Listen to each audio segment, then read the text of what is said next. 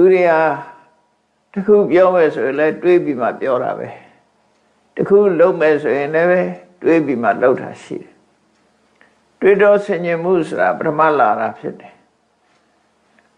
အဲ့ဒီအတွေးကမှားလို့ရှိရင်ကျန်တဲ့အပြောတို့အလုပ်တို့လည်းမှားသွားနိုင်တယ်ပေါ့ဒါကြောင့်မှန်ကန်စွာတွေးတောနိုင်မှုဆိုတာသိအရေးကြီးတယ်မှန်ကန်စွာတွေးတောမှုအတွက်ဘာတွေကအရေးကြီးလိုအပ်တုံးဆိုအသိပညာဘ ਹੁ တုတ္တတွေလိုအပ်တယ်ပေါ့မှန်ကန်တွေးတောတတ်ဖို့အတွက်ဘ ਹੁ တုတ္တကြွယ်ဝဖို့လိုအပ်တယ်အလို့ဆိုရင်မှန်တွေးနိုင်တာမဟုတ်တုတ္တဆိုတာပညာရဲ့အစပဲဖြစ်တယ်လူတွေကတက္ကသိုလ်ကျောင်းနေသွားပြီးတော့ပညာသင်ကြတယ်ဆိုတာဟာတွေးတောဆင်ញင်နည်းကိုသင်တာပဲဖြစ်တယ်အလုံးကသိယူမသားကြတာတွေးစရာတွေပဲသင်တာပဲဖြစ်တယ်ပေါ့ကဏ္ဍသင်တာပဲကြည့်ပြီးဘယ်ကဏ္ဍနဲ့ဘယ်ကဏ္ဍပေါင်းရင်ဘာရတယ်ဘယ်လောက်နှုတ်ရင်ဘယ်လောက်ဒီသင်ချာစပြီးတော့တွေးတောဆင်ញင်မှုတွေကိုဘာကဆိုတွေးတောတတ်ဖို့သင်ကြတာပဲဖြစ်တယ် logic ဆိုတဲ့ဘာသာရပ်ဟာလည်းပဲတွေးတောတာပဲလေစัจ မဲ့ကိုအခြေပြုပြီးတွေးတယ်အကြောင်းတရားကိုအခြေပြုပြီးတော့တွေးတယ်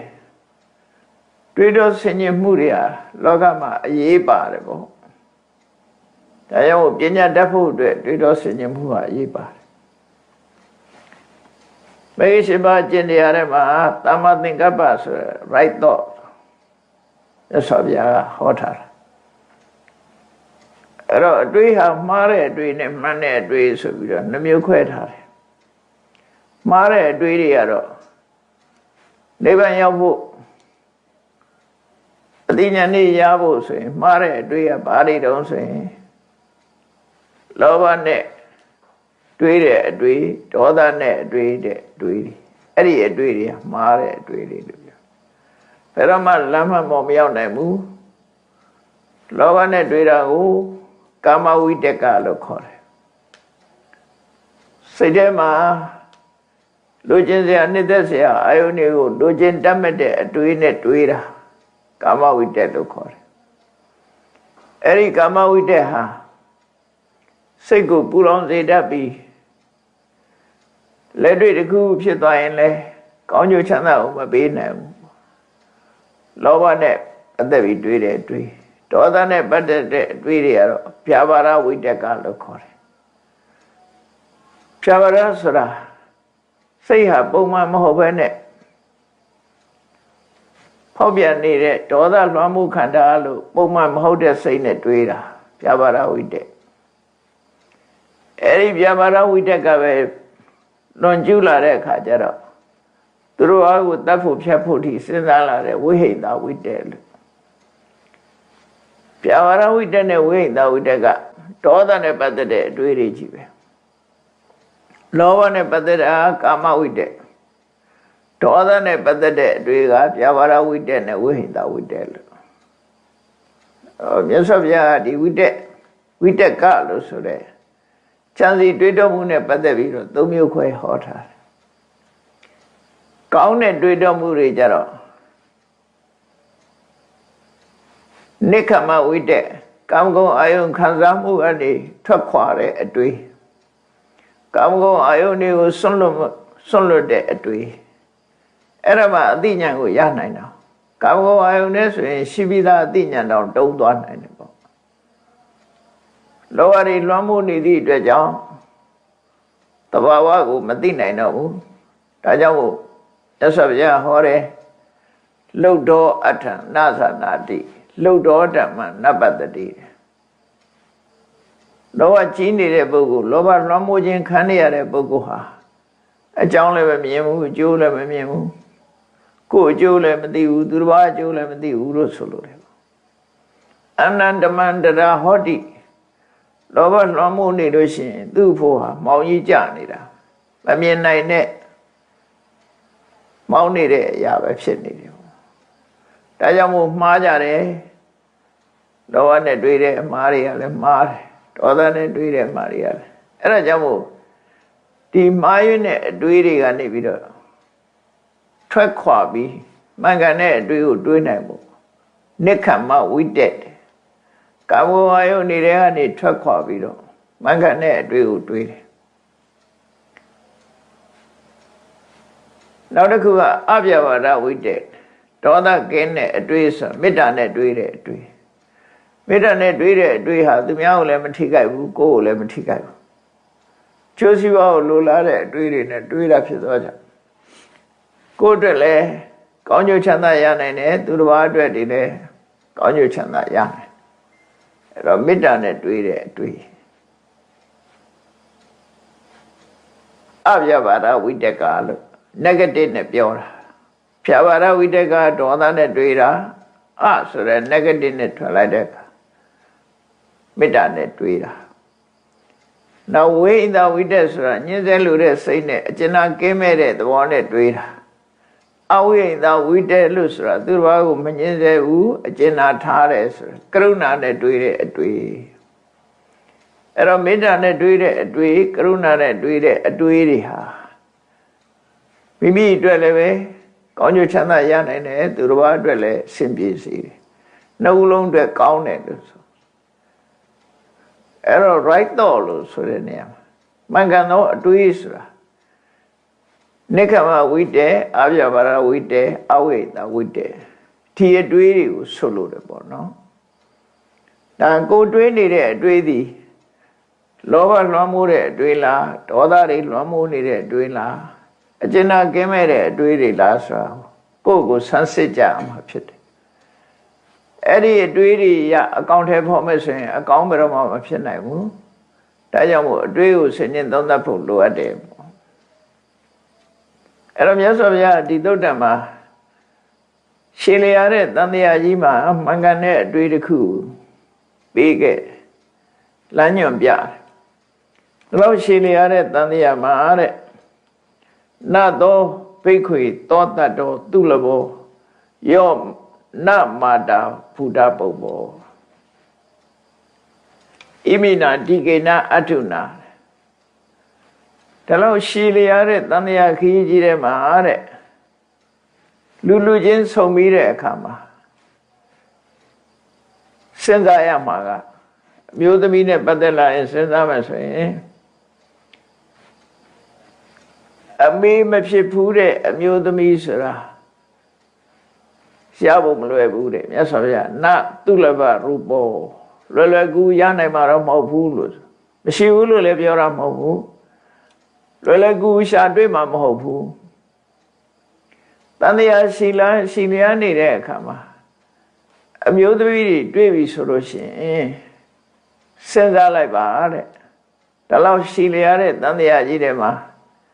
ငါအမေလည်းဖြစ်ဘူးမှာပဲလို့တွေးလိုက်ပါအဲ့ဒါဆိုရင်အမျိုးသမီးနဲ့ပတ်သက်ပြီးစော်ကားလို့တဲ့စိတ်တွေတို့ဘာလို့ပျောက်သွားနိုင်မှန်ကန်တဲ့အတွေ့တစ်ခုလို့သူတို့ဆိုလို့ရပေါ့နော်သောဘိခွေတတ္တောနာသုလဘရူပောအမေမဖြစ်ဘူးတဲ့လူဆိုတာရှားပါလိမ့်မယ်တဲ့တွေ့ဖို့ခက်ပါလိမ့်မယ်ဘာလို့လို့ဆိုတန်တရားဒါရှည်လွန်အားကြီးတယ်ပေါ့တံကိတ္တဟေတုအကြောင်းဘာကြောင့်လို့ဆိုရင်နမတေကောယဘိက္ခွေတန်တာတော်အလုံးရှိလျာတဲ့တန်တရားကြီးကဘယ်တော့မှစားခဲ့တယ်ဆိုတာပြောဖို့တောင်းခက်တယ်ဒါကြောင့်ဒီမှန်ကန်တဲ့အတွေ့လေးပေးပြီးတဲ့အခါမှာဒါလောက်ရှိလျာတဲ့တန်တရားကြီးကိုညီးဝေးဖို့သင့်ပြီဆိုပြီးတော့နောက်ဆုံးမှာတော့ဝိပဿနာဉာဏ်နဲ့ပဲအဆုံးသတ်တာပဲမြတ်စွာဘုရားဝိပဿနာဉာဏ်ဖြစ်ဖို့ပဲဟောတာပဲရှေ့ပိုင်းကတော့မှန်ကန်သောအတွေ့ဟာမှန်ကန်သောအတွေ့ကဘာကိုတားဆီးတာတုံးဆိုရင်ကိုယ့်ရင်ထဲမှာအကုသိုလ်တွေဖြစ်မဲ့ဟာကိုတားဆီးလိုက်တာမုန်းတိမှုယွန်ရှာမှုမတော်မတရားကြံမှုတွေ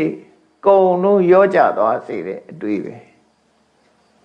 အမေလို့တွေးလိုက်တာနဲ့တပြိုင်နက်ဒီလူရဲ့စိတ်နေသဘောထားတွေဟာပြောင်းလဲသွားနိုင်တယ်ဒါကြောင့်မို့အဲ့လိုတွေးပါလို့ဆိုပြနောက်တစ်ခါအမျိုးသားတွေနဲ့တွေ့တဲ့အခါမှာလည်းနောက်တစ်သုတ်ကြတော့ဒါလေးပဲပြောင်းသွားတယ် နာသောဘိက္ခွေတတ္တောသုလဘရူပောယောနာပိတာဘုဒ္ဓဘုံဘောအမျိုးသားချင်းချင်းတွေ့တဲ့အခါမှာလည်းပဲအဖေမတော်ဘူးတဲ့ပုဂ္ဂိုလ်အမျိုးသားကပဲတွေ့အမျိုးသမီးကပဲတွေ့အမျိုးသမီးဘက်ကနေပြီးတော့အမျိုးသားယောက်ျားတွေနဲ့တွေ့တဲ့အခါငါအဖေတော်ဘူးမှာပဲဒေါသတွေထွက်နေမယ်တခုပြောချင်တယ်ဆိုရင်ချိန်တော့ငါအဖေတော်ဘူးမှာပဲအဲ့လိုတွေးပါတဲ့မိမတော်ဘူးတဲ့ပုဂ္ဂိုလ်ဆိုတာရှားတယ်ယောက်ျားတွေထဲမှာအဖေမတော်ဘူးတဲ့ပုဂ္ဂိုလ်ဆိုတာရှားတယ်ဆိုတာအမေတော်ဘူးတယ်အဖေတော်ဘူးတယ်လို့သိလိုက်တာနဲ့တပြိုင်နက်မုန်းနေတဲ့စိတ်တွေကရော့ကျသွားတာဒါသိကြတယ်မေတ္တာလိုလားတဲ့စိတ်တွေကိုယ်ရင်ထဲမှာရောက်လာတယ်အဲ့ဒါအနှစ်သာရပဲပေါ့အဲ့ဒီအတွေးရဲ့အနှစ်သာရအဲ့ဒါအကုသိုလ်တွေမလုပ်ဖြစ်တော့ဘူးမင်္ဂန်တဲ့အတွေးတွေနဲ့တွေးတာထို့တူပဲနောက်သုတ်တန်တစ်ခုကျတော့သောဘိက္ခွေတတ္တောနာသောဘိက္ခွေတတ္တောသုလဘရူပောယောနပါတုဖူဒပုပ္ပောညီကိုမတော်ဘူးတဲ့လူမရှိဘူးလို့ယောက်ျားရဲ့ဆိုရင်လည်းညီကိုမတော်ဘူးတဲ့လူမရှိဘူးချင်းချင်းမှာတယောက်နဲ့တယောက်အမြဲဒေါသတွေဖြစ်ပြီးခိုင်းရဒေါသဖြစ်ရင်တစ်ချိန်တော့ငါအကိုတော်ဘူးလိမ့်မယ်ငါညီတော်ဘူးလိမ့်မယ်ဆိုတာအကိုပေါ်မှာထားတဲ့မေတ္တာစိတ်မျိုးညီပေါ်မှာထားတဲ့မေတ္တာစိတ်မျိုးတက်ရောက်လာစေတယ်ပေါ့အဲ့ဒါရှည်လျားတဲ့တန်တရားကြီးတဲ့မှာအခုလိုအခြေအနေမျိုးတွေစဉ်းစားခြင်းအပြင်လူတယောက်ရဲ့စိတ်ဓာတ်တွေဟာနုညံ့ပျော့ပြောင်းသွားတယ်အဲ့လိုနုညံ့ပျော့ပြောင်းသွားပြီဆိုတော့မှတန်တရားကြီးရှည်တာကိုစဉ်းစားပြီးတန်တရားကြီးကညီးငွေ့အောင်ကြိုးစားအထောက်အမှာဖြစ်တယ်အဓိကကတော့နိဗ္ဗာန်ရဖို့အတွက်ဝိပဿနာတရားအထောက်အမယ်လို့ဆိုလိုတာဝိပဿနာအထိမှတန်တရားကြီးကိုညီးငွေ့မှဖြစ်တယ်ညီးငွေ့မှတွေ့တာမှုကင်းနိုင်မှဖြစ်တယ်တွေ့တာမှုကင်းမှလွတ်မြောက်နိုင်မှဖြစ်တယ်ဒီသုံးချက်ပဲဒီနိဗ္ဗိနတိဝိရိစတိဝိမု စတိညီငွေတယ်တွေ့တာမှုကင်းပြတ်တယ်လွတ်မြောက်တယ်မညီငွေပဲနဲ့တွေ့တာမှုမကင်းပြတ်နိုင်ဘူးတွေ့တာမှုမကင်းပြတ်ဖဲနဲ့မလွတ်မြောက်နိုင်ဘူးလို့ဒါဒီလမ်းစဉ်ကိုမြတ်စွာဘုရားပေးတယ်နောက်တစ်ခါအမျိုးသမီးတွေနဲ့ပတ်သက်ပြီးတော့နာသောဘိက္ခွေတတ္တောသုလဘရူပောယောနောပခိဏိဖူဒပုပ္ပောအမမတော်ဘူးတဲ့မျိုးသမီးညင်မမတော်ဘူးတဲ့အမျိုးသမီးဆိုတာမရှိဘူးဆိုင်ရလို့တွေးတော့ရမှာနော်အမတွေညင်မတွေမတော်ဘူးတာဆိုတာမရှိနိုင်ဘူးဗတ္တမရခဲ့တယ်နောက်သုတ်တန်တစ်ခုကျတော့နာသောဘိက္ခွေတတ္တောသုလဘရူပောယောနာပုဒ္ဒဖူတောပုဒ္ဒဖူဒပုပ္ပောတဲ့အဲ့တော့သူပဲဖြစ်ဖြစ်ငါသားသမီးတော်ဘူးမှာပဲဆိုတန်တရားဆိုတာကောင်းရင်ပြစ်လိုက်တဲ့ထုတ်ချောင်းလို့ပဲအရင်ကလည်းကြာရင်ကြာမယ်ဖျားကြာရင်လည်းကြာမယ်တန်တရားထဲမှာဆိုအမျိုးသမီးတွေနဲ့ပြောမယ်ဆိုရင်အမေဖြစ်တဲ့အခါဖြစ်အမဖြစ်တဲ့အခါဖြစ်ညီမဖြစ်တဲ့အခါဖြစ်အမျိုးသားတွေဆိုရင်အဖေဖြစ်တဲ့အခါဖြစ်ညီဖြစ်တဲ့အခါဖြစ်ကိုဖြစ်တဲ့အခါဖြစ်ဦးလေးတို့တော်တို့ဆိုတာလည်းဖြစ်ကြမှာအဲ့တော့ဘဝချင်းနီးစပ်လာပြီဆိုလို့ရှိရင်ဗမာတွေပြောတဲ့ရေစက်ဆုံတယ်ပေါ့ရေစက်ဆုံတယ်ဆိုတာတော့ရှေးကပြောတဲ့စကားအခုနောက်ပိုင်းကျတော့ပဋ္ဌာန်းဆက်ဆုံတယ်ဆိုပြီးပြောကြပြန်တော့ရှိရတဲ့တန်တရားကြီးတွေမှာဘဝမှာတုံနဲ့တူဆုံတွေ့ကြတယ်ဆိုကြတဲ့ကအတိတ်ဘက်ကဖြစ်ပေါ်လာတဲ့အကြောင်းတရားတွေရှိနိုင်တယ်ဆိုတာစဉ်းစားအဲ့လိုစဉ်းစားပြီးကိုယ့်ရင်ထဲမှာရှိတဲ့မတော်လောဘတွေအမုန်းဒေါသတွေအကျဉ်းမဲ့တဲ့ ဝိသတရားတွေဒီအတွေးတွေကိုဖျောက်ဖို့ပဲအဓိကအဲ့ဒီအတွေးတွေစာမေတ္တာနဲ့တွေးတယ်ကရုဏာနဲ့တွေးတယ်အဲ့ဒါဆိုရင်ကိုယ့်ရဲ့နဲ့မှာရှင်းပြီးတော့ကုသိုလ်ကောင်းမှုဖြစ်နိုင်တယ်မြတ်စွာဘုရားရဲ့ဘဝတည်ပင်နဲ့ထူးထူးခြားခြားဖြစ်စဉ်တစ်ခုရှိတယ်မြတ်စွာဘုရားကနာတိကမြို့ကိုကြွသွားတဲ့အခါမှာအဲ့နာတိကရွာမှာ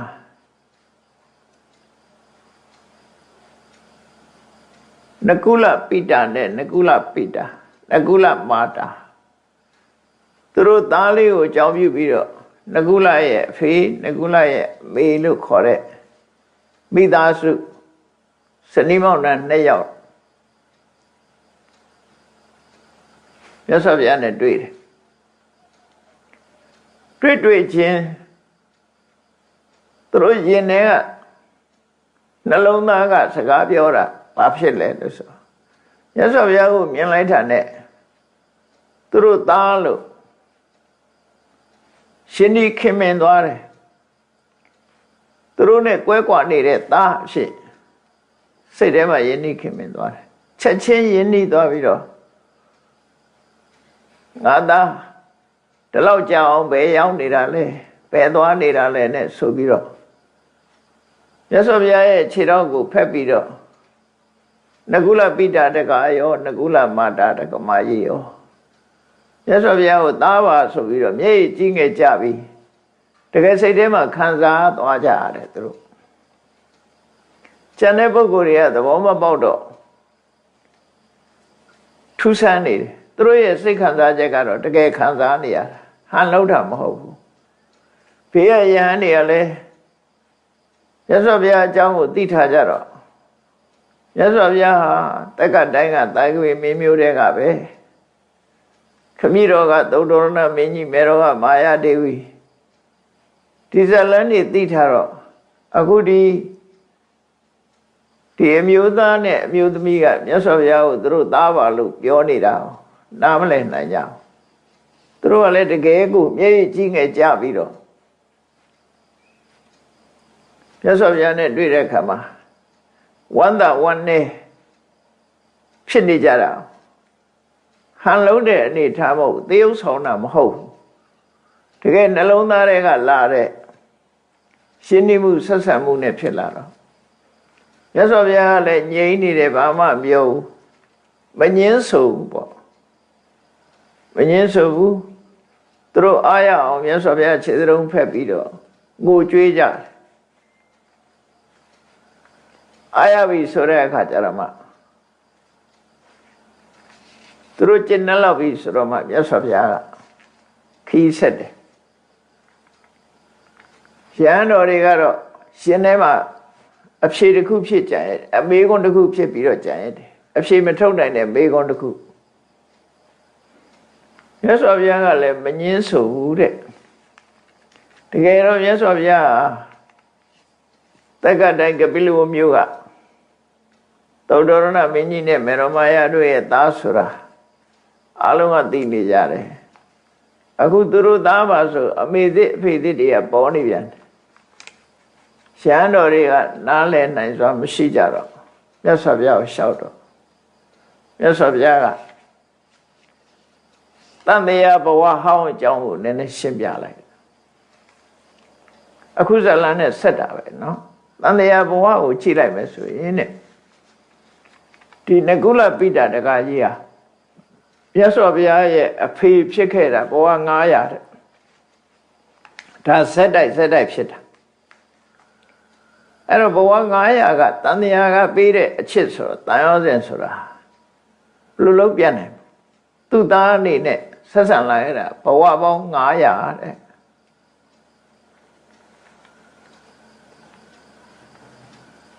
အဲ့တော့အဖေဘဝတွေပဲဘဝပေါင်း900ရှင်းနေမှုပါနောက်တစ်ခါအဖေတော့မဟုတ်ဘူးယဉ်နေတဲ့တဲမှာအဖေရဲ့အကိုသို့မဟုတ်အဖေရဲ့ညီဦးကြီးဦးလေးပေါ့ဦးကြီးဘွားလည်းပဲ900ဦးလေးဘွားနဲ့900ဘဝပေါင်း1500 သူတို့လက်ထက်မှာဘုရားလောင်းဟာမြတ်စွာဘုရားရဲ့ဘွားဟာတန်တရားမှာနေခဲ့တာဆိုတော့ရှင်တဲ့နှလုံးထဲမှာရောက်နေတဲ့တန်တရားကဖြစ်လာတဲ့တန်ရောစဉ်ဘဝပေါင်း1500တန်ရောစဉ်တွဲလာခဲ့တဲ့ပုဂ္ဂိုလ်ဖြစ်တယ်။ဒါကြောင့်မို့သူတို့သားပါလို့ဆိုပြောတာ။တကယ်စိတ်ခံစားချက်တွေအဲ့လိုဖြစ်ရတယ်။နောက်ငကုလမိတာမာတာတက္ကမကြီးကလည်းရသော်ဘုရားရဲ့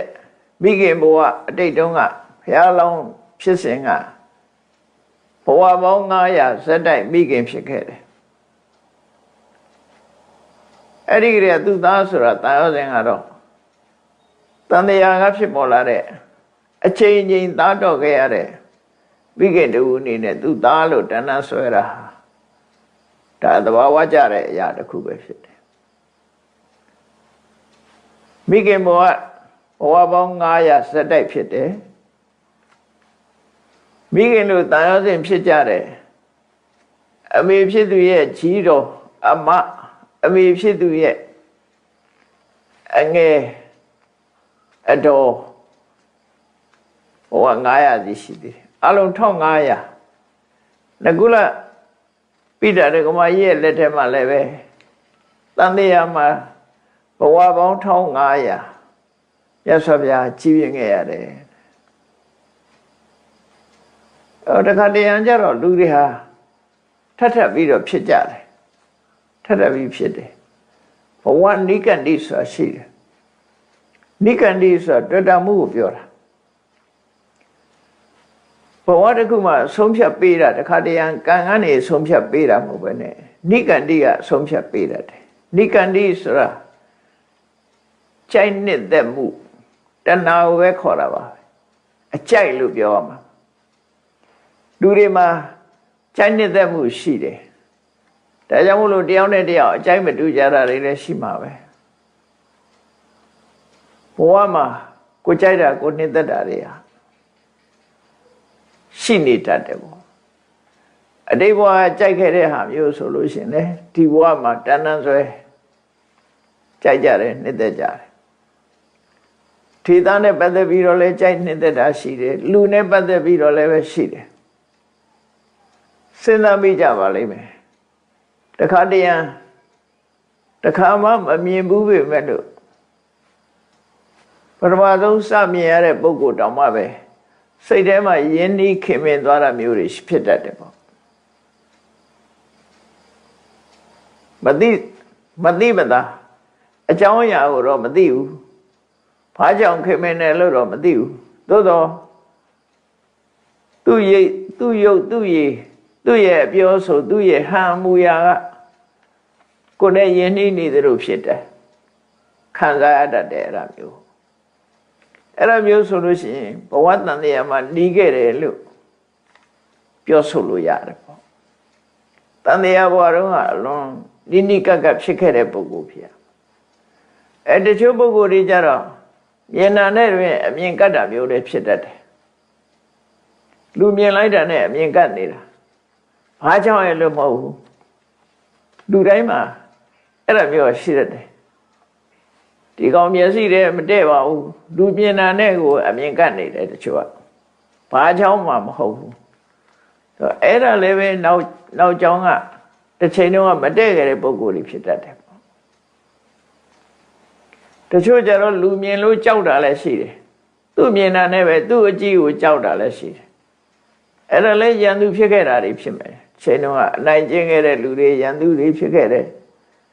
လူတွေမှာတန်တရားကပါလာတဲ့စိတ်ဆွဲလန်းမှုဆိုတာအမှန်တမ်းပြင်းထန်တယ်ဒါတွေကစိတ်ဆွဲလန်းမှုတွေကရုပ်ပုံထီအောင်ပေါ်လာတဲ့တစ်ခါကြတော့ဆိုပါစို့လူတယောက်ဟာလက်ဖြတ်ခံရလို့သုံးဖို့ကြိုးတုပ်ခံရပြီးတည်သွားလို့ရှိရင်သူ့ရဲ့စိတ်ဆွဲလန်းမှုကကြိုးတုပ်ထားတယ်လို့စိတ်ထဲမှာဖြစ်ပြီးကြိုးတန်းလန်းနဲ့သူကတည်ရတယ်ဆိုလို့ရှိရင်ဒီဘဝမှာလည်းပဲကျွတ်ရွက်ကလေးလာမွေးတဲ့ဟာမျိုးတွေရှိတတ်တယ်အဲ့ဒါဘာကြောင့်လို့ပြောမယ်ဆိုရင်တော့စိတ်ဆွဲလန်းမှုလို့ပဲပြောရမှာဖြစ်တယ် စိတ်ဆွဲလန်းမှုကအလွန်ပြင်းနေတကယ်တုတ်ထားတာမဟုတ်ပြီမဲ့လို့တုတ်ထားတယ်လို့စိတ်ထဲမှာခံစားရရင်အဲဒီတုတ်ထားတာလေးတွေဖြစ်တတ်တယ်တချို့လဲအမှတ်ကလေးလုတ်ပေးလိုက်လို့ရှိရင်နောက်ဘဝမှာအမှတ်တွေ့တယ်လို့လည်းပြောချတယ်ပေါ့နော်မှတ်သားပေးလိုက်ရင်များသောအားဖြင့်ဒါတွေကစိတ်ဆွဲလန်းမှုတွေလို့ဆိုရမှာပဲဖြစ်တယ်ကိုယ့်ရဲ့စိတ်ဆွဲလန်းမှုကြောင့်မို့လို့လူဟာပုံပေါ်တတ်တယ်လို့မိခင်လှုပ်တဲ့ပုဂ္ဂိုလ်ရဲ့စိတ်ဆွဲလန်းမှုကြောင့်လည်းပဲရုပ်ပြောင်းတတ်တယ်ဒါဇလန်းနေတွေ့ဘူးပါလိမ့်မယ်အင်္ဂလန်ကအမျိုးသမီးတယောက်သူ့ခန်းထဲမှာနီဂရိုးပုံကြီးချိတ်ထားတယ်အသားမဲကျုပ်နဲ့နီဂရိုးပုံကြီးချိတ်ထားအဲ့တော့အခန်းထဲမှာဘာလို့မဟုတ်ဒီရုပ်ပုံကြီးချိတ်ထားတော့အဲ့ဒီပုံကြီးကိုကြည့်ပြီးတော့ကျိုင်းနေတဲ့သဘောတော့မဟုတ်ဘူးစိတ်ဆွဲလန်းမှုဖြစ်သွားတယ်ဒါကြီးကမျက်စိတွေကမထွက်ဘူးအဲ့ဒီမျိုးသမီးကမွေးဖွားလာတဲ့အခါမှာအဲ့ဒီနီဂရိုးရုပ်ဖြစ်နေတယ်ဆိုတာနောက်ဆုံးမှာစနီးမောင်နှံကွယ်တော့မဲ့အနေအထားမျိုးထိရောက်သွားတဲ့အခါတကယ်ချင်းလှုပ်တဲ့ဆရာအောင်ကစိတ်ဆွဲလန်းမှုကြောင့်လည်းဒါမျိုးဖြစ်နိုင်တယ်ဆိုတာရှင်းပြမှာတန်တရားကင်းသွားကြတယ်ဘုန်းကြီးတို့ရွာမှာနေမယ်ကလေးမတယောက်ကမွေးလိုက်တဲ့သားနှစ်ယောက်ဟာစပင်းဖြူနဲ့ဒီကျင့်အယောင်ဥရောပယုံမျိုးမွေးထားတာနှစ်ယောက်ရှိတယ်တကယ်ကိုဥရောပယုတ်ပဲစပင်းကလည်းဖြူနဲ့အသားကလည်းဒီကျင့်နဲ့ဗမာယုံမဟုတ်ဘူးမျက်လုံးကလည်းခပ်ပြပြအဲ့တော့ဘယ်လိုလုပ်ပြီးတော့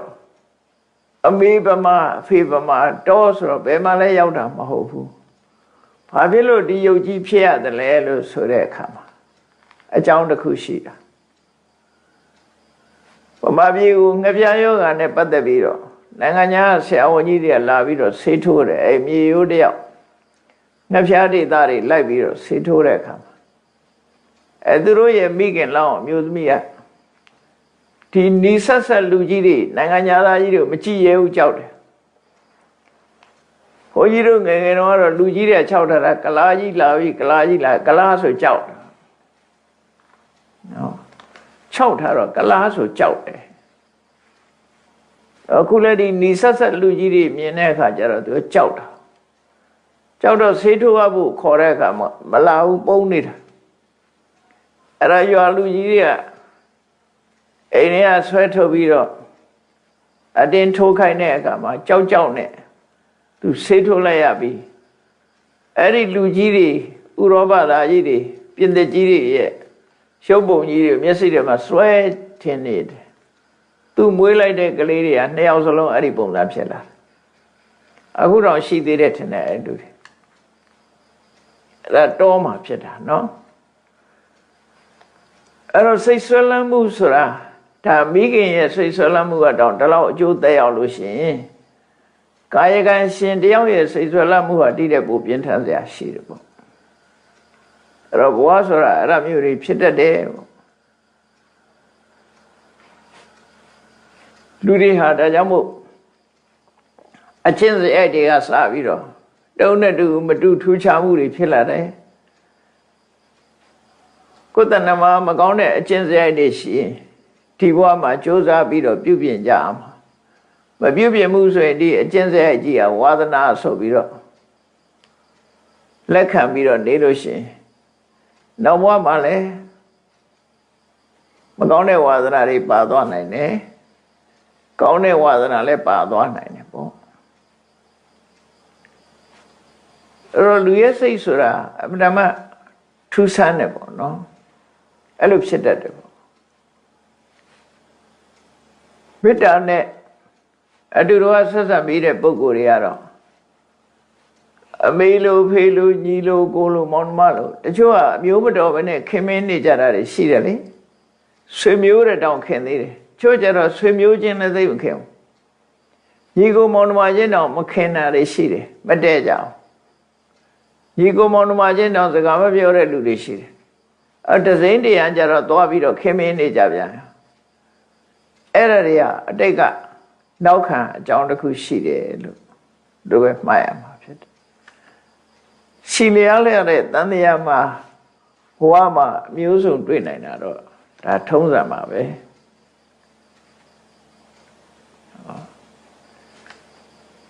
အဲ့တော့မျိုးသားပဲဖြစ်ဖြစ်မျိုးသမီးပဲဖြစ်ဖြစ်တွေးလာလို့ရှိရင်မြတ်စွာဘုရားရဲ့သုံးသင်ဆုံးမချက်ကြကိုယ်ကသိရမှာတော့လောကမှာအမျိုးသားတဲ့ဆိုရင်အဖေမတော်ဘူးတဲ့လူမရှိဘူးညီမတော်ဘူးတဲ့လူမရှိဘူးအကိုမတော်ဘူးတဲ့လူမရှိဘူးတော်တူတော်ဘူးကြမှာပဲသာသမီမတော်ဘူးတဲ့လူမရှိဘူးသားမတော်ဘူးတဲ့ပုဂ္ဂိုလ်မရှိဘူးသားတော်ဘူးမှာပဲအမျိုးသမီးတဲ့ဆိုလို့ရှိရင်လည်းအမေတော်ဘူးမှာပဲညီမတော်ဘူးမှာပဲအမတော်ဘူးမှာပဲသမီးတော်ဘူးမှာပဲလို့အဲ့လိုစဉ်းစားလိုက်တာနဲ့တပြိုင်နက်မေတ္တာသက်ရောက်မှုဖြစ်သွားပြီလောဘဒေါသစိတ်ရိုင်းများကိုအတော်အသင့်တားဆီးနိုင်သွားတာဖြစ်တယ်ပေါ့တန်တရားကြီးကရှေ့ကြားနေသည့်အတွက်ကြောင့်ဒီအတွေးဟာလွယ်မတဲ့အတွေးတော့မဟုတ်ဘူးမှန်ကန်တဲ့အတွေးဖြစ်တယ်လို့မြတ်စွာဘုရားဒီလိုဆိုတာပေါ့နော်အဲ့လိုရှေ့နေရတဲ့တန်တရားမှာအခုလိုဖြစ်တာဆမ်းမဟုတ်ဘူးဒါကြောင့်မို့ဘဝမှာကြုံတွေ့လာပြီဆိုလို့ရှိရင်သင်္ခါရတရားတွေနဲ့ပတ်သက်ပြီးတော့ဒါလောက်ရှိနေရတဲ့အတွေ့အကြုံတွေလွန်များပြီးတော့အကြိမ်ကြိမ်ထပ်ထပ်အကြောင်းထပ်နေတဲ့ဘဝခရီးတွေကိုညီငွေဖို့သင့်ပြီတွေ့တာမှုကင်းပြတ်ဖို့သင့်ပြီတန်တရားကလွတ်အောင်ကြိုးစားဖို့သင့်ပြီလို့ဒီသုတ်တန်နေအလုံးကိုအခုလိုပဲမြတ်စွာဘုရားကဒီကုန်းချုပ်ခေါ်ခဲ့တာဖြစ်တယ်20မြောက်နောက်ဆုံးသုတ်ကတော့မကြခင်ကတခါဟောခဲ့ဘူးတဲ့ဒီဟာသူ့ယူရဲ့တသုတ်ထဲဟောထားတယ်အဲ့တော့အခုနဝတ္တကဒေသနာမှာဒီသုတ်လေးကိုထပ်ပြီးတော့ဟောပြမယ်ဆိုရင်သူကသမိုင်းကြောင်းခတ်ဆက်လာတယ်အခုဗမာပြည်သမိုင်းမှာလည်းပဲရှိကြတယ်လေပကံသွားလို့ရှိရင်စိတ်ခံစားရတဲ့ပုဂ္ဂိုလ်တွေရှိတယ်ပကံရောက်သွားလို့ရှိရင်ပကံသမိုင်းမှာပါဝင်ခဲ့ဘူးတဲ့ပုဂ္ဂိုလ်တွေရှိတယ်အဲ့ဒီပုဂ္ဂိုလ်တွေကပကံရောက်တိုင်းစိတ်ခံစားကြရတယ်သူတို့ဘာကြောင့်ဒီလိုဖြစ်တယ်ဆိုတာတော့သိကြမှသိမှာပကံရောက်ရင်လွမ်းသလိုလိုဆွေးသလိုလိုနဲ့နေဘူးသလိုလိုဆိုရဲစိတ်ခံစားမှုတွေနဲ့အများကြီးဖြစ်ခဲ့ကြတယ်ဖြစ်တဲ့လူတွေရှိတယ်ပေါ့နော်အခုဒီနောက်ဆုံးသုတ်တန်ကမြတ်စွာဘုရားရာဇဂုပြည်ခေစကုတ်တောင်မှာတောအကြောင်းမှာသတင်းသုံးနေထိုင်စဉ်ရဟန်းနေပြီကိုဟောတာဖြစ်တယ်တန်တရားရှိလျားတဲ့အကြောင်းပဲဟောတာပဲဖြစ်တယ်ဒီဗဒ္ဒကဘာမှာရှိတဲ့အပြောင်းလွဲတွေဗမာပြည်မှာလည်းကြည့်လိုက်ပဲဆိုရင်အပြောင်းလွဲတွေဟာဓမ္မများတယ်ပေါ့ယမအစတကောင်ကလို့ဆိုတဲ့နေရာမှာအခုဒီနေ့ခေတ်တွေ့ရတဲ့တကောင်ကအေယာဝတီမြစ်ရဲ့ရှေ့ဘက်ရောက်တယ်ဟိုရှေ့တုန်းကတကောင်ကအေယာဝတီမြစ်ရဲ့နောက်ဘက်မှာမြစ်ကြောင်းပြောင်းသွားတယ်လို့ဒီလိုဆိုကြတယ်ဒါပြောင်းလဲမှုတွေတော့ရှိတယ်ပေါ့ဒါမှန်တယ်ဘုန်းကြီးတို့ငယ်ငယ်တုန်းကရွာနာမှာမြစ်ကြောင်းကအိမ်ရှိနာမှာကတ်နေတာအခုတော့အိမ်နဲ့တော်ဝေးသွားတယ်ရွာနဲ့တော်ဝေးသွားတယ်မြစ်ကြောင်းတွေပြန်နေဆိုတာအဗ္ဗဓမ္မထင်ရှားတယ်ကိုမွေးတဲ့ဒေသမှာပြန်ကြည့်လိုက်မယ်ဆိုရင်ဒုတိယကမ္ဘာစစ်အတွင်းက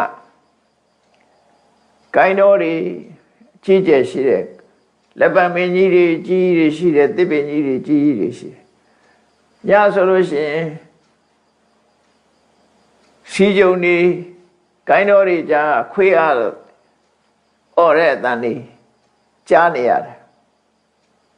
ဒီနေ့ခေတ်သွားကြည့်လိုက်လို့ရှိရင် ကိုင်းပင်ဆိုတာဒီဟာလို့ပြောရမှာတော့ရှားသွားအောင်ရေပြင်ကြီးကကွင်းပြင်ကြီးဖြစ်သွားတယ်ကွင်းပြင်ကြီးဖြစ်ပြီးတော့အကုန်လုံးဟာစိုက်ခင်းနေဖြစ်သွားတယ်ပြောင်းလဲသွားပြီဘလောက်မှမကြသေးခင်ပြောင်းသွားတာဒါတွေကဟိုရှိတုန်းကဘုန်းကြီးတို့ရွာရဲ့ရှေ့ဘက်ဟိုဘက်ကန်းကရွှေကုန်းနိုင်ဆွဲရွာရှိတယ်အဲရွှေကုန်းနိုင်ရွာပြင်ထွက်လိုက်တာနဲ့တောအုပ်ကြီးတွေရှိတယ်လူတွေအထင်းခွေတဲ့အဲ့ဒီတောအုပ်တဲ့သွားခွေရတာ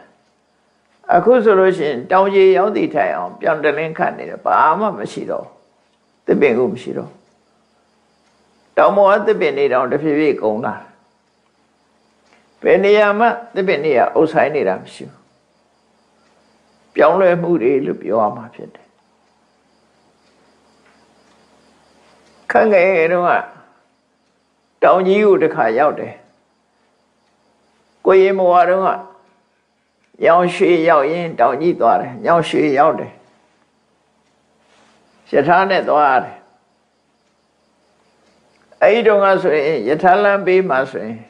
သစ်ပင်ကြီးတွေမော့ကြည့်လောက်အောင်ကြီးတယ်ပေါ့ကလောတို့ဘာလို့ဆိုထင်းဥပင်ကြီးတွေကြီးခင်သွားကြည့်ရင်မရှိတော့ဘူးအဲ့ဒါပြောင်းလဲမှုတွေဆိုတာဘဝအတွင်းမှာပဲအများကြီးပြောင်းလဲသွားတယ်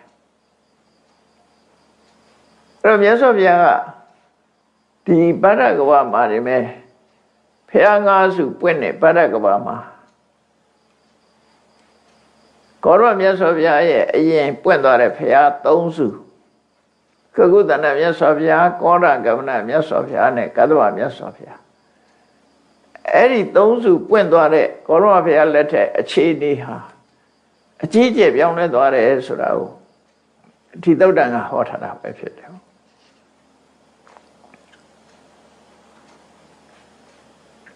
ဒါကဒီနေရာကိုကြည့်ပြီးအမှန်မှထူးခြားတဲ့အနေအထားမျိုးတွေသမိုင်းကြောင်းကြည့်လိုက်ပဲဆိုရင်ရှေးတုန်းကရန်ကုန်ဆိုတာတကုံဆိုတဲ့မြို့သေးသေးလေးပဲလေပင်လယ်ကမ်းစပ်မှာရှိတဲ့တကုံဆိုတဲ့မြို့သေးသေးလေးပဲဟန္တာဝတီဆိုတဲ့ပဲခူးကလည်းပဲပဲခူးမြို့မဖြစ်ခင်တုန်းကဆိုရင်ငှက်တောင်မှဟင်းသာတွေတောင်မှပဲတကောင်ပဲနားလာတယ်လို့ဆိုတာပဲကုန်းကအဲ့တော့ပြောင်းလဲနေတာပေါ့ပြောင်းလဲလာတဲ့အနေအထားတစ်ခုပြောပြတာဘယ်နေရာပဲဖြစ်ဖြစ်အစင်တာဝရပြောင်းလဲနေတဲ့အရာတွေကြီးပဲအင်္ဂလိပ်လက်ထက်တုန်းကရွှေကုံဖျားပေါ်မှာကြားတက်တယ်ဆိုတာငယ်ငယ်တော့ကြားခဲ့ဘူးတယ်ပေါ့ရွှေကုံဖျားကြားတက်တာ9ရက်မြကြာဆိုတာကောရာတွေတနတ်နဲ့ပြစ်လို့ကြားသိသွားတယ်ဆိုတဲ့အကြောင်းငယ်တော့ကြားဘူးတာပြောတာနော်အဲ့တော့ခဏကကြားတက်ဖို့မပြောနဲ့ရွှေကုံဖျားဆိုတာဘယ်နှမပြောင်းလဲသွားပြီတောမဟုတ်တော့အဲ့ရွှေကုံပတ်ဝန်းကျင်ကအရင်တော့တောရကြောင်းနေကြီးပဲဒါပေမဲ့နာမည်ကခြားတောရတို့အလဲတောရတို့အဲ့လိုခေါ်တာတကယ်တောတွေပဲတော့ခဏခေပြောင်းသွားတာကြည်လိုက်ပေါ့ရွှေကုံကမျိုးလေလို့ဖြစ်နေအဲ့တော့မကြခင်ပဲပြောင်းလဲမှုတွေဆိုတာရှိတယ်ဒီဖျားလက်ထက်မှာနေမယ်နှစ်တောင်မှပဲလူတယောက်ရဲ့သက်တမ်းတော်မကုန်းခင်ပြောင်းလဲမှုတွေကအကြီးကျယ်ဖြစ်သွားတယ်ဆိုတာအမှန်တမ်းထင်ရှားအစစအရာပြောင်းလဲတာအခုမကြခင်လေးတွေပဲကြည့်ပဲဆိုရင်ဘုန်းကြီးတို့ဘဝထဲမှာပဲအရင်တော့အေရဝတီတိုင်းနဲ့ကျောင်းကုန်းတို့ပသိမ်တို့သွားမယ်ဆိုလို့ရှိရင်သင်္ဘောနဲ့တညလုံးစီးရတယ်နောက်တည့်ကျမှကံကောင်းရင်စောစောရောက်တယ်လို့မို့ဆိုမရောက်ဘူးပသိမ်သွားရင်ဗန္ဓုလတို့ဗန္နကတို့ဆိုတဲ့သင်္ဘောတွေစီးတညလုံးစီးရတာမနေ့ကျမှရောက်တာဟောခဏခေတ်ကြတာအဲ့လိုမဟုတ်တော့ဘူးလေကားနဲ့2 နာရီ 3 နာရီအတွင်းရောက်သွားပြီဒါလည်းပြောင်းလဲမှုတွေလို့ခေါ်တာပဲကြီးကျယ်ပြောင်းလဲသွားတာပဲ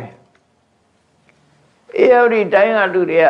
အရင်တော့ကအေရဝတီတိုင်းမှာအပြောတစ်ခုရှိတယ်တနေရာနဲ့တနေသွားရင်ခုချိန်သွားရင်ရေမမီတော့ဘူးခုချိန်သွားရင်ရေမီသေးတယ် ရေမိတယ်ရေမမိဘူးဆိုတဲ့အသုံးဟာကနေပြောက်သွားပြီဘုန်းကြီးတို့ငယ်တုန်းကကြားခဲ့သေးတယ်ဒီချိန်သွားလို့မမိတော့ဘူးဆိုတာချောင်းနေမြောင်းနေတယ်မှရေကိုမိအောင်သွားရတယ်ရေတဲ့ရေကြရှည်ချမ်းနဲ့တွေးနေလို့ရှိရင်သွားလို့မရတော့အခုခေတ်တော့ရှည်တဲ့ရေချဆိုတာစကားနဲ့တော့ထဲမပြောကြတော့ပါဘူးပြောင်းလဲမှုတွေလို့ဆိုလို့ရပေါ့နော်အဲ့ဒါလိုပဲမြတ်စွာဘုရားကတန်တရားကြီးရဲ့ရှင်လျာခြင်းကြောင့်ပြောင်းလဲတဲ့သဘောတရားတွေကိုဟောတာဒါသင်္ခါရတရားရဲ့မမြဲမှုဆိုတာဒီလိုစဉ်းကျင်စဉ်းစားတာလည်းပဲဝိပဿနာဉာဏ်ရဲ့အခြေခံဖြစ်တယ်တို့ငယ်ငယ်တုန်းကဘလို့အခုကျတော့ဘလို့ตายရတဲ့အနေနဲ့တော့မကြည့်နဲ့နော်ตายရတဲ့အနေနဲ့မဟုတ်ဘူးမတည်မြဲတဲ့သဘောနဲ့ကြည့်မယ်ဆိုရင်ဝိပဿနာဖြစ်ပါတယ်ဝိပဿနာဉာဏ်ဖြစ်ဖို့ရအတွက်ဒီလိုစဉ်းစားတာကောင်းတယ်ဝိနည်းမှာဆိုလို့ရှိရင်ယဟန်နေตายရတဲ့အနေနဲ့ကိုမျက်နှာကိုမှန်တယ်မှမကြည့်ရဘူးလို့ဟောထားတယ်သို့တော့မှန်ကြည့်ပြီးတော့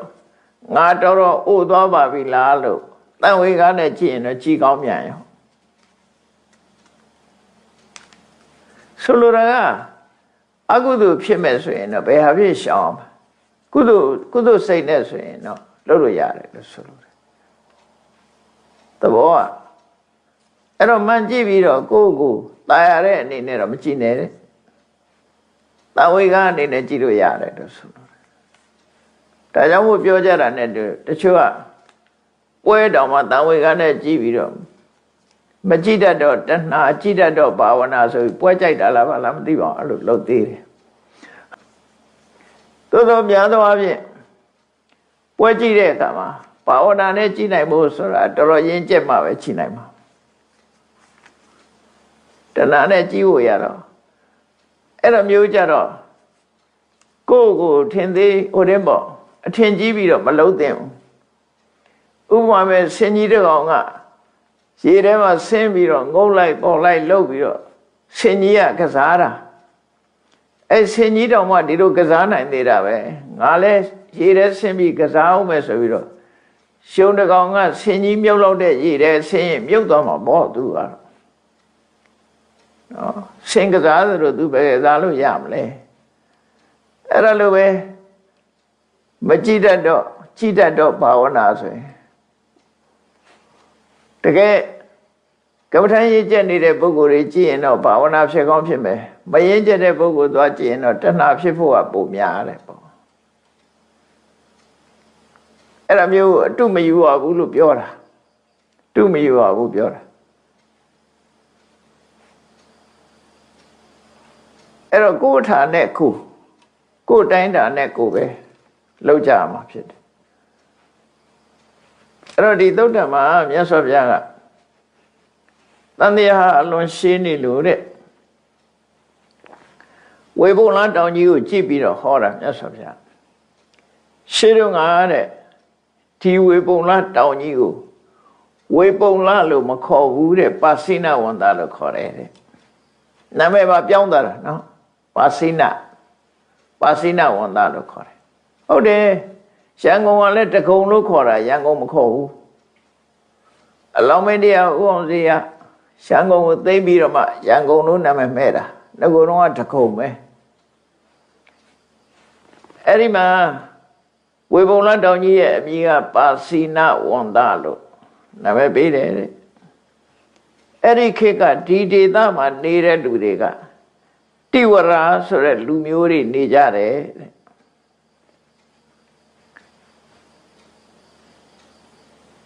အဲ့ဒီတိဝရလူမျိုးတွေရဲ့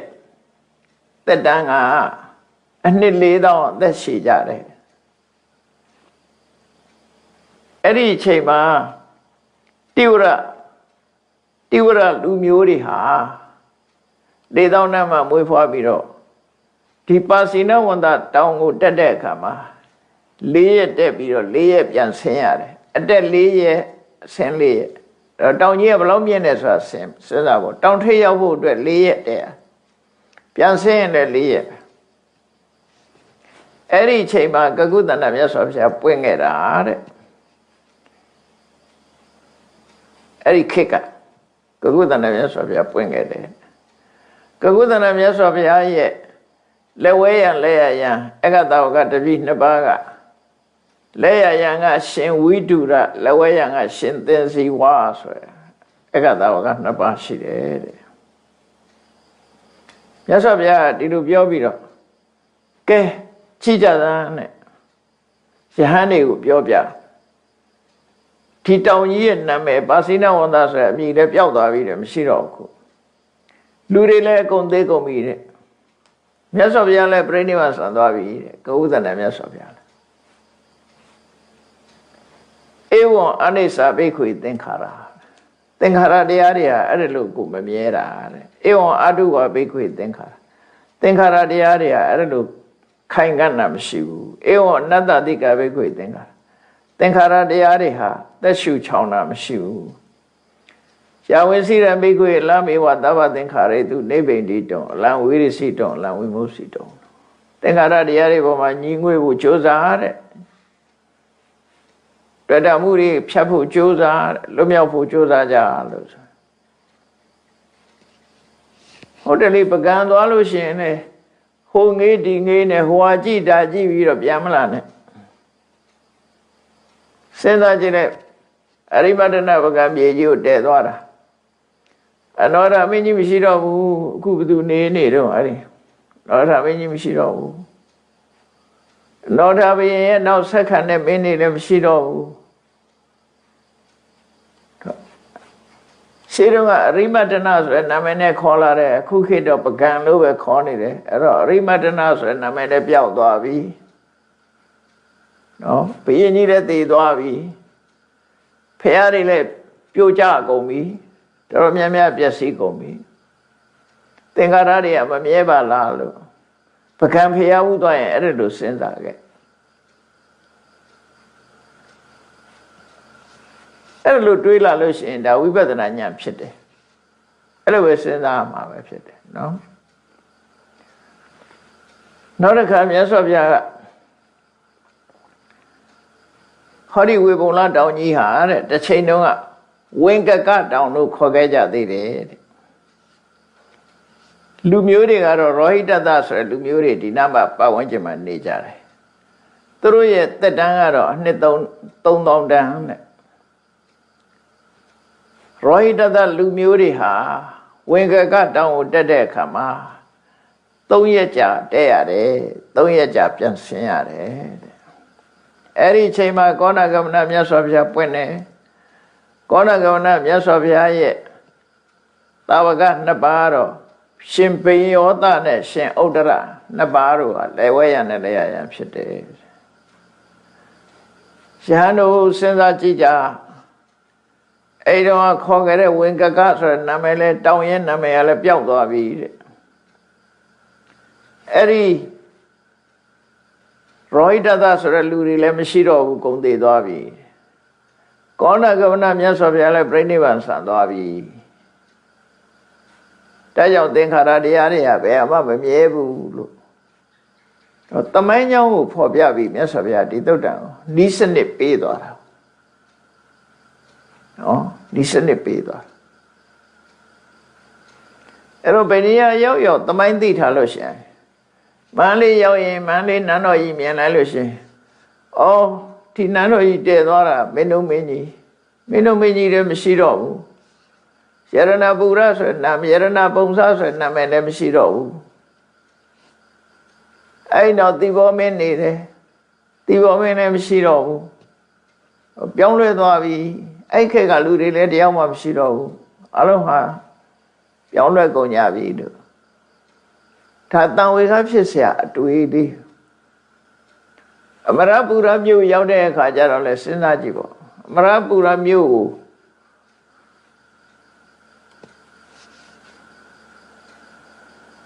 N.I. Whiteley အမရတီဆိုတဲ့အတိုင်း1144 N.I. Whiteley အမရပူရမြို့လို့တဲတယ်အမရပူရဆိုတာအမရမသေးတဲ့ပူရမြို့မသေးတဲ့မြို့လို့ပြီး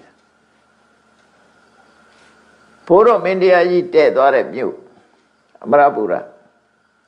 သူခေတ်ကမတ္တမထွန်းကားခဲ့တယ်ပေါ့စာပေအားစာပြီးတော့ထွန်းကားတယ်အခုဘိုးတော်မင်းတရားကြီးလည်းမရှိဘူးနာမည်လေးတော့ကြံသေးတယ်အမရပူရ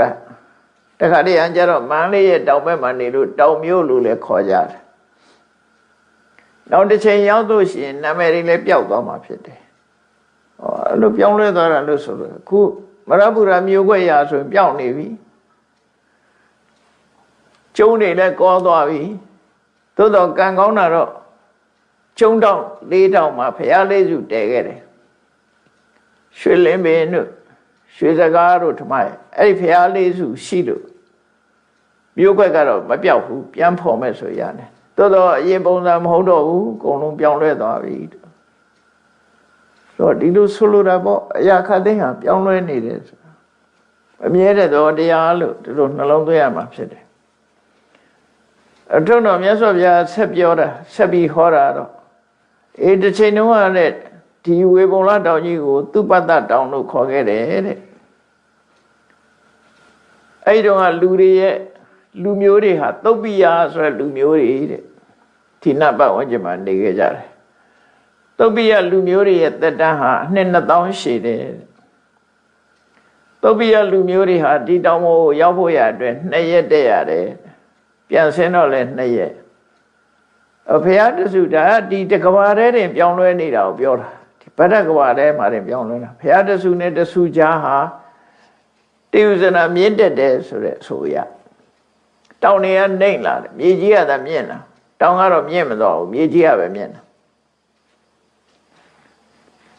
အဲ့ဒီအချိန်မှာကတ္တဝမြတ်စွာဘုရားပွင့်တယ်ကတ္တဝမြတ်စွာဘုရားရဲ့တပည့်နှစ်ပါးတော့ရှင်ဒိဋ္ဌနဲ့ရှင်ဗာရထွာစာတို့ပဲဖြစ်တယ်အဲ့ဒီခေတ်က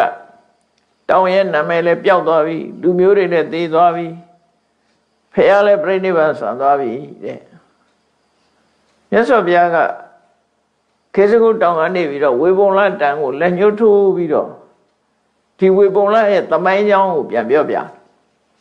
အဲ့တော့သမိုင်းကြောင်းကိုပြောတဲ့အခါမှာတန်ဝေကားနဲ့ပြောတာတခါတည်းကျတော့စကားဆိုတာတိရိစ္ဆာနကထာလို့လည်းခေါ်တယ်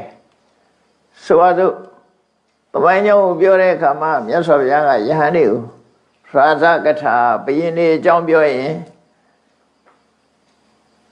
လာရတဲ့အနေနဲ့ပဲပြောရဘူးနောက်ဆုံးကျတော့ကမ္မထမ်းဖြစ်အောင်ဘယ်လိုပြောရမလဲအဲ့ဒီဘယင်းကြီးလည်းမရှိတော့ဘူးခုတန်တရားသင်္ခါရဆိုတာဘယ်ရာမှမမြဲဘူးဆိုတာနဲ့အဆုံးသတ်အဲ့ဒါတိရိစ္ဆာနကထာဖြစ်ကလွတ်သွားနော်တိရိစ္ဆာနကထာလွတ်သွားဗမာပြည်မှာထင်ရှားခဲ့တဲ့ရုပ်ရှင်မင်းသားမင်းသမီးတွေပြောခြင်းလဲပြောပေါ့ဘုန်းကြီးတို့ငယ်တော့ရွှေပါဆိုတဲ့အတိုက်ခိုက်ကောင်းတဲ့မင်းသားမရှိတော့ဘူးပျောက်သွားပြီခုဒါအနိစ္စပဲပေါ့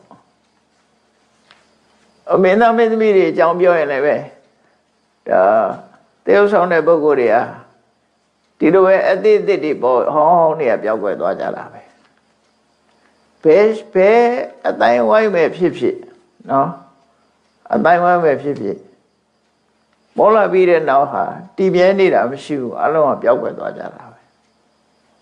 အဲ့ဒါကိုဧဝံသင်္ခါရအနိစ္စသင်္ခါရတရားတွေဆိုတာလုံးဝမတည်ငြိမ်ဘူးဖြစ်ပြီးရင်ပြတ်သွားတယ်ဆိုတာမြတ်စွာဘုရားကအဲ့လိုဝေပုံလတောင်လေးကိုကြည့်ပြီးတော့ယဟန်တွေကိုသမိုင်းကြောင်းမှာထည့်ပြီးတော့ပြောပြနေတာအဲ့ပြောပြနေတဲ့အချိန်နောက်ဆုံးမြတ်စွာဘုရားကပြောတော့အခုအချိန်ပြောမယ်ဆိုရင်ဒီတောင်ဟာဝေပုံလတောင်လို့ခေါ်တယ်ဝေပုံလတောင်လို့ခေါ်တယ်ဒီတောင်ရဲ့ပတ်ဝန်းကျင်မှာနေကြတဲ့လူတွေကမာဂရလူမျိုးတွေနေကြတယ်မာဂရလူမျိုးတွေရဲ့အသက်ကတော့ ဗဓမ္မတူပါတယ်တဲ့အကြဆုံးနေရတဲ့လူတောင်မှပဲအသက်တရားတဲ့နည်းနည်းပဲပိုပါတယ်တဲ့မာဂရလူမျိုးတွေဟာဒီတောင်ကိုအခုတက်အခုဆင်းရက်တောင်မကြဘူးအခုတက်သွားပြီးပြန်ဆင်းလာခဲ့တခဏအတွင်းမှာပဲအတက်ဆင်းလုံးနိုင်တယ်အခုချိန်မှာတဲ့ငါဘုရားပွင့်တယ်ငါရဲ့တပည့်နှစ်ပါးတော့သာရိပုတ္တရာနဲ့မောက္ကလံပဲအေးနောက်တစ်ချိန်ဖြစ်လာလိမ့်မယ်တဲ့နောက်တစ်ချိန်ဖြစ်လာလိမ့်မယ်တဲ့အရင်စေဝိမတ္တပပ္ပတ္တသမဉ္ညာအန္တရတာဧတတိဝေပုံလတောင်ဆိုတဲ့အမြည်ကြီးကလည်းပျောက်သွားလိမ့်ဦးမယ်မြတ်စွာဘုရားနောက်တစ်ချိန်ဖြစ်လာလိမ့်ဦးမယ်တဲ့ဝေပုံလတောင်အမြည်ပျောက်သွားလိမ့်မယ်ဣမေသမနုဿကာလင်္ဂရိတံတိဒီလူတွေလည်းအကုန်လုံးသိသွားကြလိမ့်မယ်အဟိစ္ဆပြိနိဗ္ဗာဧတမိငါလည်းပဲပြိနိဗ္ဗာန်ဆံရလိမ့်မယ်ဧဝံအာနိစ္စဆိုမြတ်စွာဘုရားအဲ့လိုပြောအဲ့တော့သဘာဝတရားတွေရဲ့ဒီဝိပဿနာဉာဏ်ဖြစ်အောင်မှန်ကန်တဲ့အတွေ့အကြုံတွေနဲ့တွေးတောဆင်ခြင်ဖို့ဒီသုတ်တံကိုဟောတာဖြစ်တယ်မြတ်စွာဘုရားဒါကြောင့်မို့ဏိဂုံးချုပ်မှာတော့မြတ်စွာဘုရားအနိစ္စဝတ္တသင်္ခါရဥပါဒဝယတမိနောဩပိစိတဝနေရုသန္တိတိတံဥပတမောဒုက္ခောဆိုတဲ့ဒီဒေသနာတော်နဲ့ဏိဂုံးချုပ်ထားတာဖြစ်တယ်အကြောင်းတရားတွေပေါင်းစပ်ပြီးထုတ်လုပ်ထားတဲ့သင်္ခါရဆိုတဲ့တရားတွေဟာဖြစ်ပြီးရင်ပျောက်ကွယ်သွားတဲ့သဘောရှိတယ်မမြဲဘူးဆိုတာဖြစ်လာပြီးပျောက်ကွယ်သွားတဲ့သဘောကိုပြောတာဖြစ်လာတယ်ပျောက်ကွယ်သွားတယ်အနိစ္စဝတ္တမမြဲတဲ့သဘောရှိတယ်ဥပါဒဝယဓမ္မိနောဖြစ်ခြင်းဖြစ်ပြီးရင်ပြတ်သွားတဲ့သဘောရှိတယ်ဥပိစိတ်ဝနိရောဓန္တိဖြစ်လာပြီးတဲ့နောက်မှာလုံးဝချုပ်ပြောက်သွားတယ်ဒါသဘာဝပဲလူတွေကလည်းမွေးပြီးတည်သွားကြတာပဲလေရှင်သာရိပုတ္တရာလောင်းတို့စဉ်းစားသလိုပွဲကြည့်ရင်ဒီပွဲမှာရှေ့ပိုင်းကတော့လက်ခုပ်တီးလို့ဆုတွေချလို့ပန်းကုန်းတွေတက်ဆွတ်လို့လုပ်တယ်နောက်ပိုင်းကျတော့စဉ်းစားတယ်အနည်းတရာအတွင်းဒီလူတွေအကုန်သိသွားကြမှာပဲဆိုတော့စဉ်းစားလာတဲ့အခါတန်ဝေရဖြစ်သွားတယ်လက်ခုပ်တီးခြင်းဩဝါပေးခြင်းဆုချခြင်းမလုပ်တော့ဘူးသူတို့မသိတဲ့တရားရှာမယ်ဆိုပြီးပွဲကြည့်ရကထွက်သွားကြတာပဲရှင်သာရိပုတ္တရာအခုလည်းကိုယ့်ကိုယ်ဆင်ခြင်စဉ်းစားကြည့်လို့ရှိရင်ဒီသဘောနဲ့ဆင်ခြင်သုံးသပ်နိုင်တယ်ဓမ္မဝိပဿနာဉာဏ်အစစ်ဖြစ်မှာနော်အနိစ္စဝတ္တသင်္ခါရနေ့စဉ်ကိုယ်ကိုဆင်ခြင်ဖို့ဥပါဒဝယဓမ္မိနော